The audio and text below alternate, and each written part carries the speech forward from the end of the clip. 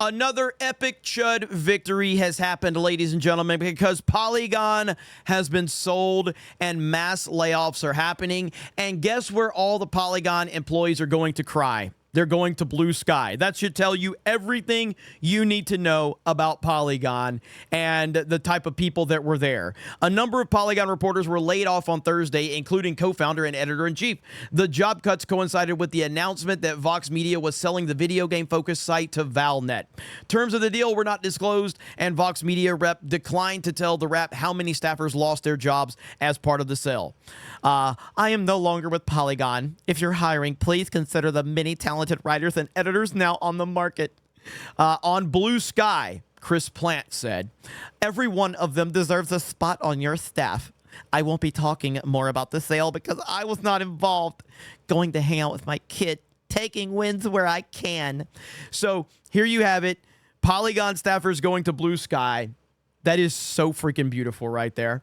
Other Polygon staffers shared they were let go on social media as well, including their correspondent right here, this guy, who had been with Polygon since it launched in 2012. "I feel nothing," says Charlie Hall, posted on Blue Sky. "I feel nothing." Oh, this is glorious. Grum says right here, Polygon sold off, fires almost everyone. Between market forces and the epic chud wins of last year, gaming journalism is gone. This is a huge win. You're better off watching gameplay streamed and judging things for yourself. And of course, Kotaku is the source that he used right here.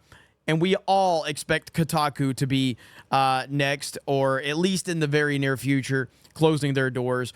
Really, the only, also we got Kotaku. We've got GameSpot still out there. We watched G4 just collapse right before our very eyes, and IGN is still a thing.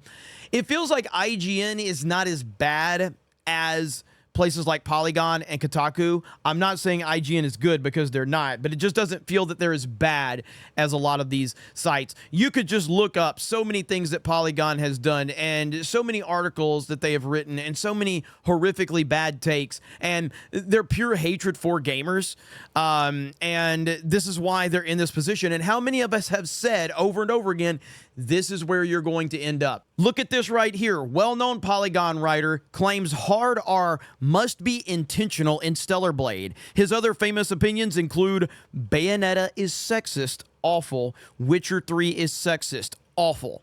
He has pronouns in his name, not even just in his bio. He has them in his name.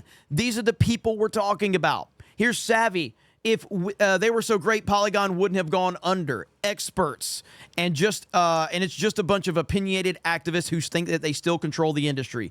The day that devs no longer have to worry about some agenda-driven chuckle duck putting out some stupid, "I can't believe the studios like this," will be that studios look like this will be glorious. If game bloggers would just write about the game instead of why they think more women need to be in the industry. Exactly, because it's not about the game. It's not about the game. It's not about the gameplay. It's not about the mechanics. It's about the agenda involved in it. Wokeness is a disease. Once that disease has infected you, you need to cut it out completely. If you do not cut that disease out, it will spread and it will ultimately destroy. That's what a disease does.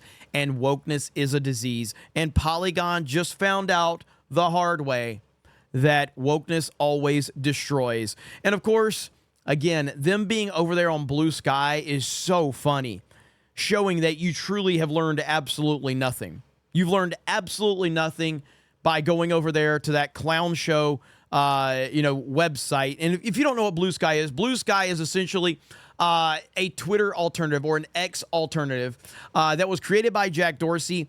If I'm not mistaken, Jack Dorsey's the person that originally created Twitter. Then Twitter ultimately sold to Elon Musk, became X. Jack Dorsey created Blue Sky. People went over to Blue Sky, said that they couldn't be part of X because Elon Musk is such a terrible person and he's, connected to Trump. And so people like Mark Hamill and other leftists ran over to Blue Sky. And now Mark Hamill's back on Twitter. Why? Because no one's listening to him on Blue Sky. Many of them went over to Threads. Remember when Threads was a thing? They all ran to Threads because Threads was going to be the next big thing. And then Threads failed. And now they're over to Blue Sky so they can cry over there. Continue to cry. Gamers don't like you. Gamers don't want you anywhere near what, is going on in the industry. And I agree with what Grum said in terms of like, this is the rise of independent media. Find your favorite YouTuber, your favorite streamer. Watch their gameplay videos, get their opinions on that. The rise of independent media continues, and legacy media continues to show how completely irrelevant they are, and they will continue to fall into irrelevancy the more time goes on. So again, a great day for gamers out there, a bad day for the woke lunatics, and no one has any sympathy for them whatsoever. So you guys let me know your thoughts in the comments below. Thank you very much for checking out this video, and we will talk to you later.